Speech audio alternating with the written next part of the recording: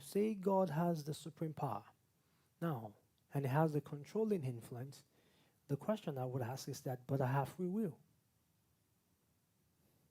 It is going to be difficult for somebody to tell me that they have the controlling influence over my life when I have free will. Right? Because if you have to control my will, then I don't have free will. Is that correct? If we can agree on that. But one of the main things that we must never forget is that for God to have the controlling influence, for God to have the supreme power in our life, we gave Him the right to do so.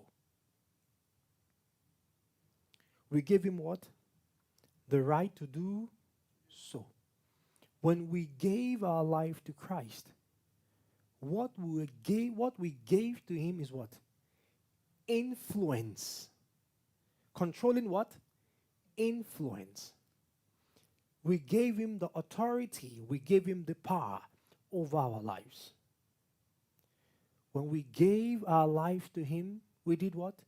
If many of us remember when we were asking the Lord to come into our lives, one of the words that we said, that be my Lord. Be my Lord. One of the things we say is that we renounce every other thing and we pledge our allegiance to you and you alone. And by saying those statements, what you are actually doing is that you are giving away your rights, you are giving away your free will. You gave it away.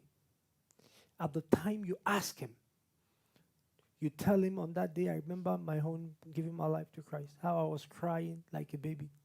And I was telling Him, take over my life. Take control of my life. Take charge of my life.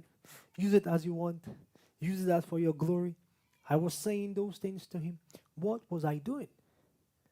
I was giving away my right. I was giving away my free will.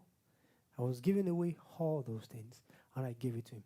It is then that God can now become sovereign in our lives. If you're not a Christian, an unbeliever, God cannot be sovereign in your life. He can be sovereign in the world. The wind, the stars, the skies, and all those things. But for Him to be sovereign in your life, you have to give Him that right. You have to give Him that right. You have to make Him your Lord. Because if He's not your Lord, He can't force you to do certain things. Now, there is a place that there are things that will happen in life, like death, for example. You don't control that. God has the power over that. But also, for God to walk through us, that was the first thing I said. God walking in us, God walking on us, and God walking through us. For these three things to happen, God must be sovereign in our lives. For God to walk in you, for God to walk on you, for God to walk through you, then God must be what? Sovereign in your life. God must have the supreme power and the controlling influence over you and I. Thank you for watching. Please remember to join us on Thursdays at 6:30 p.m. for Bible study. And on Sunday mornings at 9:30 a.m.